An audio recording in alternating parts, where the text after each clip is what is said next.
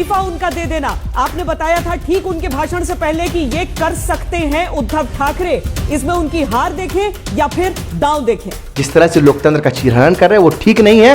चुनी हुई सरकारों को इस तरह से डिसमेंटल करना लोकतांत्रिक प्रवृत्ति के खिलाफ है और कल भी हम इसकी मुखालफत कर रहे थे, आज भी हम मुखालफत कर रहे हैं। बीजेपी का चाल चरित्र समझिए कि बीजेपी कितनी चरित्रहीन पार्टी है, चरित्रहीन लोग हैं कि आप ईडी का दबाव देकर जो है कभी विधायक को जेल के अंदर में कर देते हैं, कभी मंत्री को जेल के अंदर में कर देते हैं।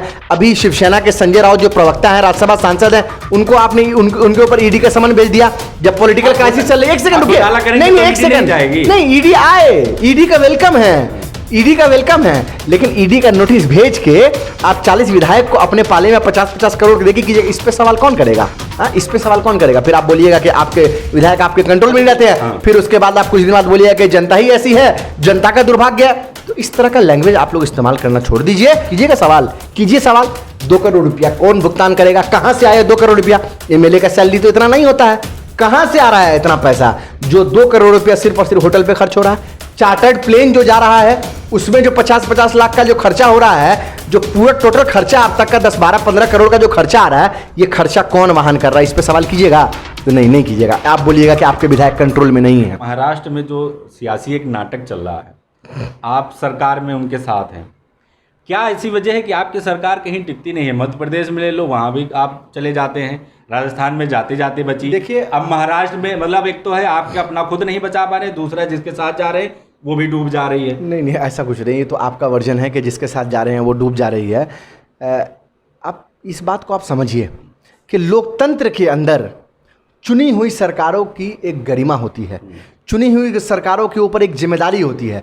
जब उसकी गरिमा को तार-तार किया जाएगा, उसकी जिम्मेदारी को नहीं समझा जाएगा, तो यही होता है कि भारतीय जनता पार्टी नहीं एक सेकंड आप सुनिए ना, आपके विधायक हैं। नहीं आप फिर आप ये बोलिए कि चुन के तो मैं बोलूं चुन के तो जनता भेजती है, तो गलती सारी जनता की हुई कि वो ऐसे नहीं। अरे नहीं, आप यही कहना चाह रहे हैं ना, आप बीजेपी की गलती नहीं देख रहे हैं। नहीं एक सेकंड आप एक मिनट नहीं किसी एक मिनट सुन लीजिए। नहीं वो विधायक जो बिक जा रहा है उसको जनता चुन के भेज रही है, तो सारी जनता बेवकूफ है। जनता की थोड़ी आप बोलिए आप बीजेपी में चले जाएंगे। अरे कहाँ बीजेपी में चले जाएंगे? अरे महाराष्ट्र में क्या हुआ, कितने लोग? तो आप एक सेकंड, तो जनता यही तो हमें मालूम था कि जो शिवसेना के विधायक जो शिवसेना जिता के लाई है। एक सेकंड नहीं एक सेकंड, कमजोर है कि विधायक कमजोर नहीं है। आप ये समझिए, बीजेपी का चाल चरित्र समझने की जरूरत है। इसमें आप विपक्ष की कमजोरी मत बताइए, बीजेपी का चाल चरित्र समझिए कि बीजेपी कितनी चरित्रहीन पार्टी है, चरित्रहीन लोग हैं कि आप ईडी का दबाव देकर जो है कभी विधायक को जेल के अंदर में कर देते हैं, कभी मंत्री को जेल के अंदर में कर देते हैं। अभी शिवसेना के संजय राउत जो प्रवक्ता हैं, राज्यसभा सांसद हैं, उनको आपने उनके ऊपर ईडी का समन भेज दिया जब पॉलिटिकल क्राइसिस चल रही है। एक सेकंड रुकिए, नहीं एक सेकंड, नहीं ईडी आए, ईडी का वेलकम है, ईडी का वेलकम है, लेकिन ईडी का नोटिस भेज के आप 40 विधायक को अपने पाले में 50-50 करोड़ देके कीजिए, इस पे सवाल कौन करेगा? हाँ, इस पे सवाल कौन करेगा? फिर आप बोलिएगा कि आपके विधायक आपके कंट्रोल में नहीं रहते हैं, फिर उसके बाद आप कुछ दिन बाद बोलिएगा कि जनता ही ऐसी है, जनता का दुर्भाग्य है। तो इस तरह का लैंग्वेज आप लोग इस्तेमाल करना छोड़ दीजिए।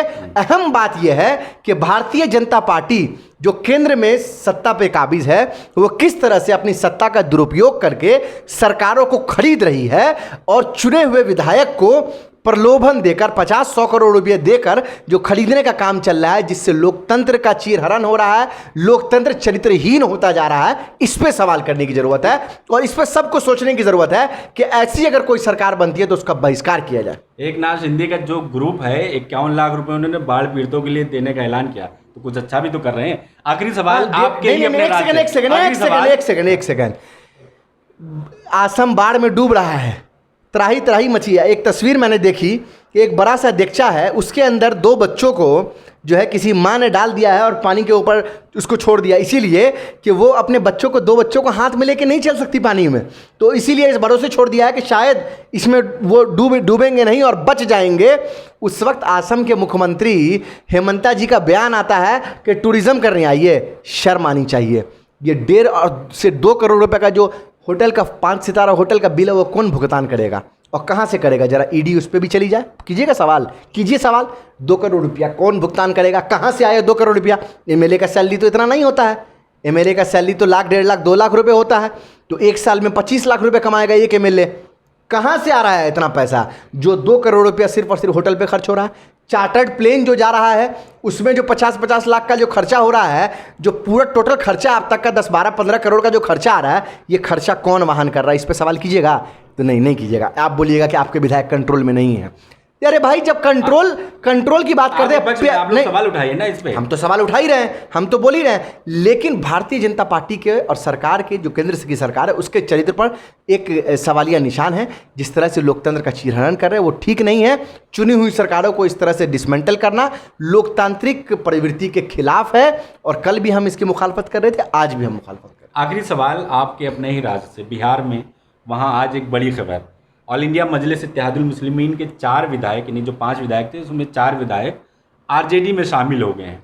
इसको आप किस तरह से देख रहे हैं? क्या बिहार में कोई बड़ा खेला होने वाला है? देखिए, खेला क्या होगा, एक बात को समझिए कि MIM जो पार्टी है, मैं पहले भी कह चुका हूँ इस बात को कि जब तक आप देश के अंदर कुछ इस तरह की राजनीति करेंगे कि सिर्फ एक समुदाय को लेकर चलें या एक जात को लेकर चलेंगे, तो आप राजनीति नहीं कर पाएंगे। ये पॉलिटिक्स, एक सेकंड, ये पॉलिटिक्स ऑफ अदराइजेशन होता है, ठीक है? ये पॉलिटिक्स ऑफ अदराइजेशन होता है कि आप सबको अपने आप से अलग कर लीजिए। और बिहार की जो मिट्टी है, बिहार की जो भूमि है, वो हमेशा इस तरह की पॉलिटिक्स के खिलाफ रही है। तो इस जो उनके जो विधायक हैं, 5 में से 4 विधायक जो आरजेडी की तरफ आए हैं, मुझे लगता है कि वो उसी पॉलिटिक्स को नकारते हुए आए हैं। लेकिन साथ ही साथ एक बात ये भी सोचने की है कि इस तरह की पॉलिटिक्स को बिहार के तमाम लोगों ने पहले भी नकारा है और आगे भी आने वाले समय में नकारेंगे, क्योंकि बिहार की धरती हमेशा से लोकतंत्र को मजबूत करने वाली धरती रही है और हम सबको मिला जुला कर चलने वाली धरती रही है। वहाँ कभी भी किसी जात और धर्म के नाम पर अलग से राजनीति नहीं हुई है। वहाँ सबको लेकर चला गया है।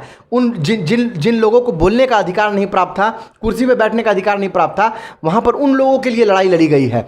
वहाँ से तो जयप्रकाश जी ने इतना बड़ा आंदोलन, लोहिया जी ने इतना बड़ा आंदोलन शुरू किया, तो वो ऐसी भूमि रही है। वहाँ इस तरह की पॉलिटिक्स में पहले भी कह चुका हूँ कि नहीं टिकने वाली, और ये उसी का एक सबूत है कि वहाँ के जो विधायक हैं उनको वहाँ की जनता ने भी कह दिया होगा कि एक बार तो हम आपकी वजह से आ गए हैं, शायद अगली बार नहीं आएंगे। तो शायद उनको ऐसा लगा होगा कि अब जनता ही हमारे साथ नहीं है और हम एक मजबूत विपक्ष की भूमिका अगर हमको निभाना है तो हमको जो है महागठबंधन के स्वरूप में जाना पड़ेगा। तो शायद इसलिए वो गए होंगे। चूँकि आरजेडी में गए हैं तो असल बात तो आरजेडी के प्रवक्ता आपको बता सकते हैं। जो मुझे लग रहा है वो मैं आपको बता रहा हूँ। ठीक है, बहुत शुक्रिया बात करने।